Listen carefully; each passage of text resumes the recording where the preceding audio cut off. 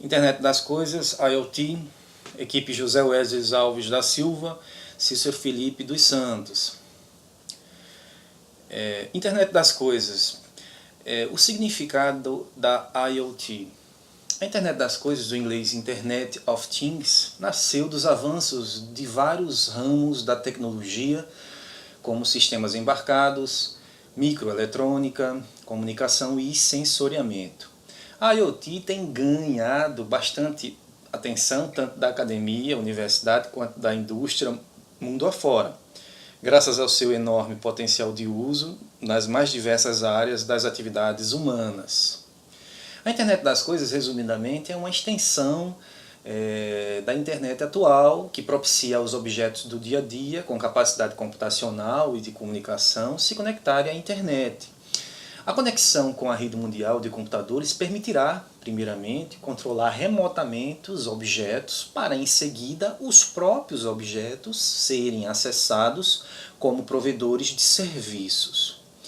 Evolução do conceito de internet. A IoT tem promovido aos poucos mudanças no entendimento do conceito de redes de computadores. Neste sentido, é possível perceber a evolução desse conceito ao longo do tempo. Tannenbaum, em 2002, conceituou rede de computadores, dizendo que é um conjunto de computadores autônomos interconectados por uma única tecnologia. E aqui entende-se que tal tecnologia para a conexão pode ser de diferentes tipos: fios de cobre, fibra óptica, ondas eletromagnéticas, etc. Kurose, no conceito mais recente, Kurose e Ross, em 2012, dizem esses autores que o termo rede de computadores começa a soar um tanto envelhecido devido à grande quantidade de equipamentos e tecnologias não tradicionais, vejam, não tradicionais, que são usadas na internet. Aqui começa, se me permitem, a mudança de paradigma, justamente quando começam a se desenharem as possibilidades de uso dos objetos inteligentes. Variedade de objetos inteligentes e perspectivas. Hoje sabemos que não existem apenas computadores convencionais perfeitos conectados à rede mundial. Há uma grande variedade de equipamentos, tais como TVs, laptops, automóveis, relógios inteligentes, webcam, caixa de som, etc. Diariamente essa lista aumenta com o objeto das mais variadas utilidades. Essa é a nova realidade para a internet. A Forbes, em 2014, previu que mais de 40 bilhões de dispositivos estarão conectados até 2020. Arquitetura básica da IoT. A arquitetura básica se divide em 4 unidades.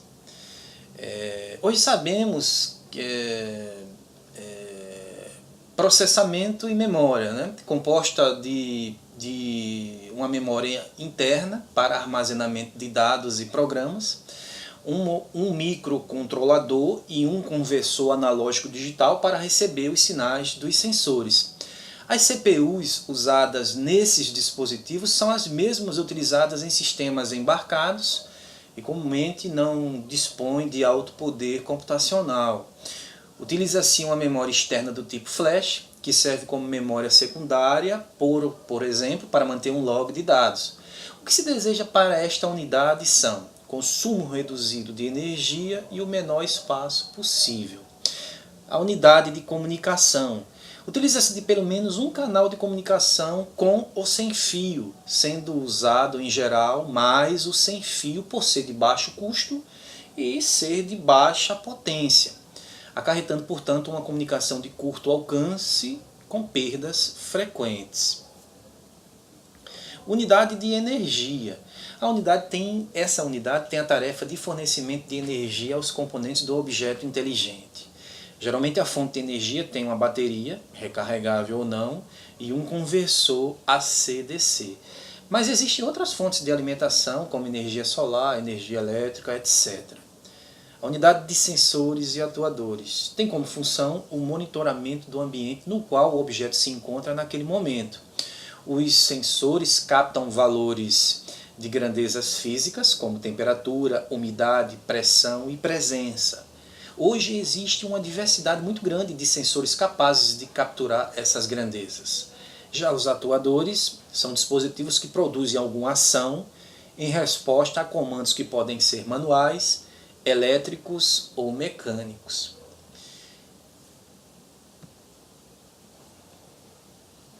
IP para IoT.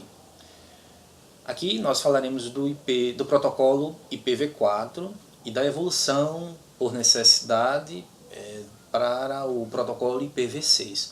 O protocolo IPv4 foi o padrão utilizado para endereçar os dispositivos em rede. Para estar conectado à internet era necessário ter o protocolo IP.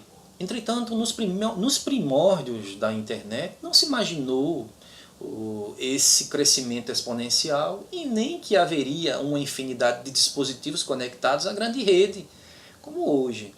Logo, diante disso, era quase impossível vislumbrar a possibilidade de ter dezenas de milhares de pontos finais em uma única subrede, como hoje com a IoT.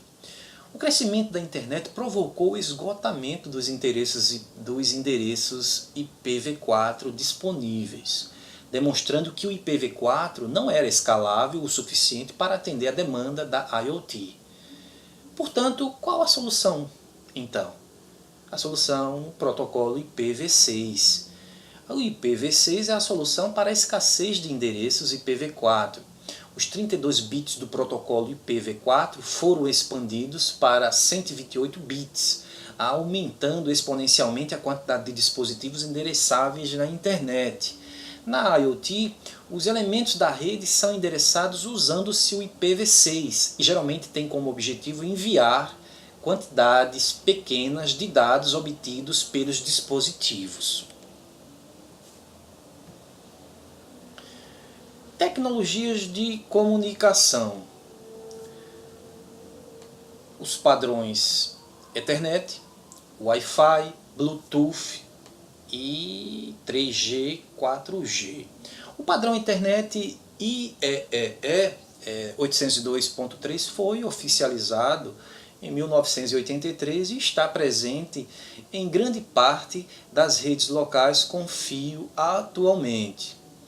Sua popularidade e, consequentemente, o seu uso se deve a algumas características: simplicidade, facilidade de adaptação, manutenção e custo. No mercado existem dois tipos de cabos, par trançado e fibra ótica, que oferecem taxas de comunicação diferentes.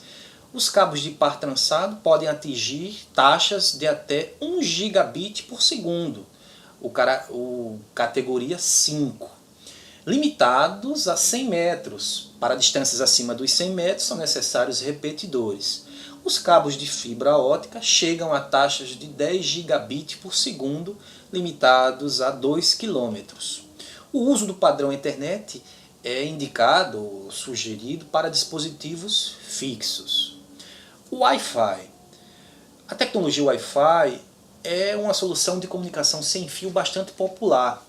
Me arrisco a dizer que é a mais utilizada no mundo, juntamente com a 3G e 4G, por motivos óbvios, que é a mobilidade. Está presente nos mais diversos lugares, fazendo parte do cotidiano das pessoas, escritórios, indústrias, lojas comerciais e até espaços públicos das cidades.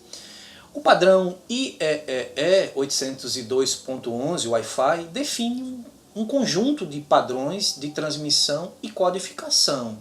Desde o seu lançamento em 97, já foram propostas novas versões do padrão IEEE 802.11. Atualmente, a versão IEEE 802.11 AC prevê taxas de comunicação de 600 megabits por segundo ou 1.300 megabits por segundo. Bluetooth. O Bluetooth é um protocolo de comunicação proposto pela Ericsson para substituir a comunicação serial RS-232. Hoje o Bluetooth Special Interest Group é responsável por criar, testar e manter essa tecnologia. Além disso, o Bluetooth é uma das principais tecnologias de rede sem fio para PANs, Personal Area Networks, que é utilizada em smartphones, headsets, PCs e outros dispositivos. 3G, 4G. Os padrões de telefonia celular 3G e 4G também podem ser utilizados para a IoT.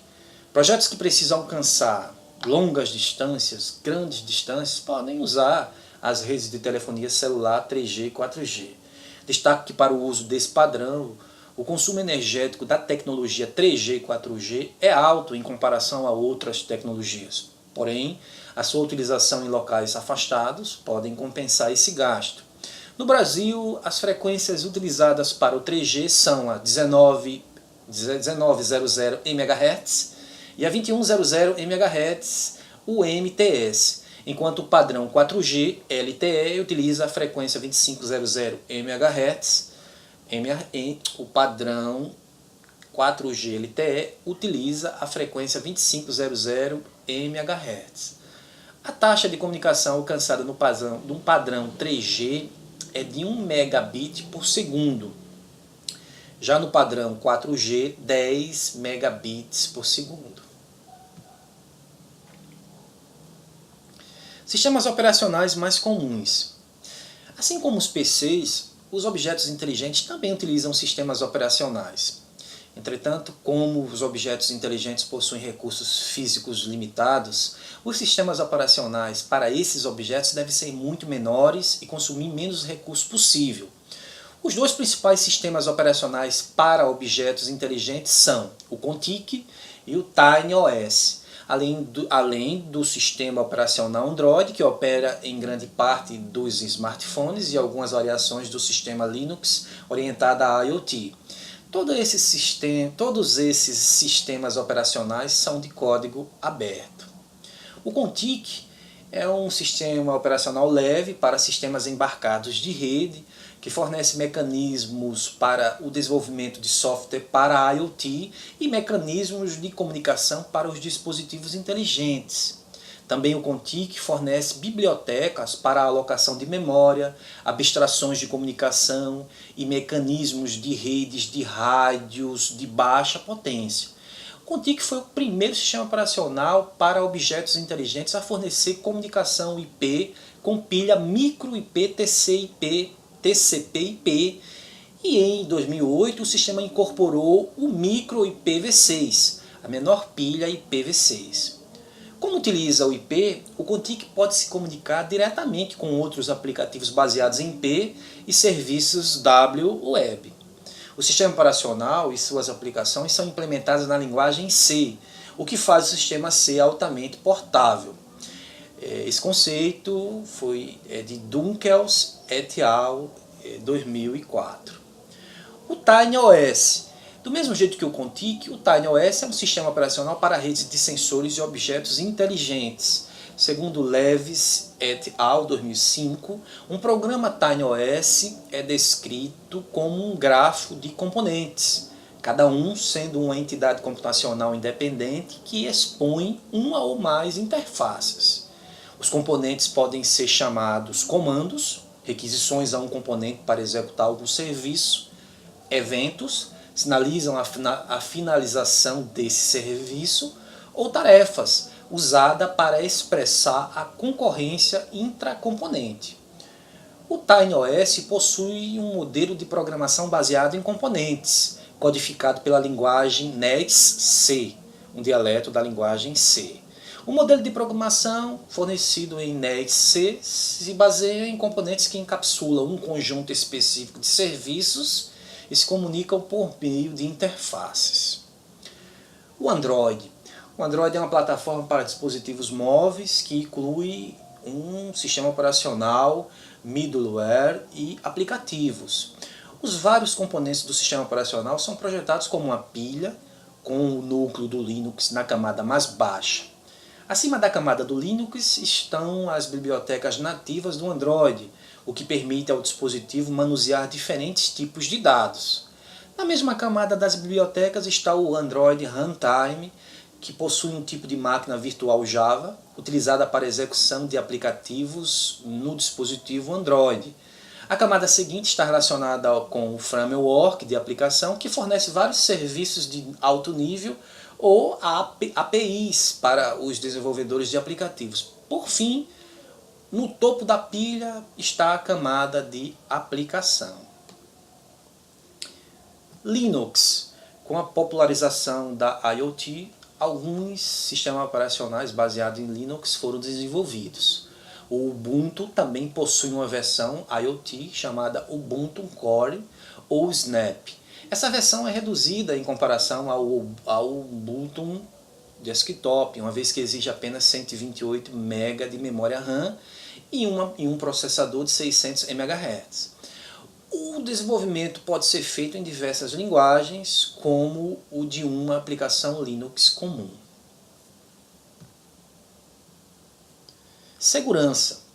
Para que o sistema IoT seja seguro, é preciso estabelecer quais são os objetivos de segurança desejáveis. Existem pelo menos 3 grupos de objetivos desejáveis para a segurança em IoT, segundo Shelby e Borman em 2011. Esses autores eles definem os elementos da segurança como confidencialidade, integridade, disponibilidade. Sobre a confidencialidade, eles dizem que o requisito onde os dados transmitidos podem ser executados e entendidos por elementos participantes da comunicação, isto é, elementos sem autorização sabem que ocorreu comunicação, mas não sabem o conteúdo da comunicação. Na integridade, os dados não podem ser alterados por elementos da rede sem a devida autorização. Na disponibilidade, deseja-se manter o sistema sempre disponível e seguro contra ataques maliciosos.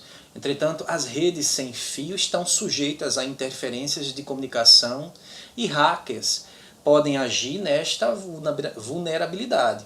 Assim, o sistema IoT deve ser capaz de identificar e tratar problemas como este para evitar ataques como o DDoS. Aqui agradeço ao Felipe pela qualidade dos slides. Devido a um problema de garganta, não pôde apresentar aqui. Mas ele contribuiu com metade do trabalho. Obrigado a todos, até a próxima.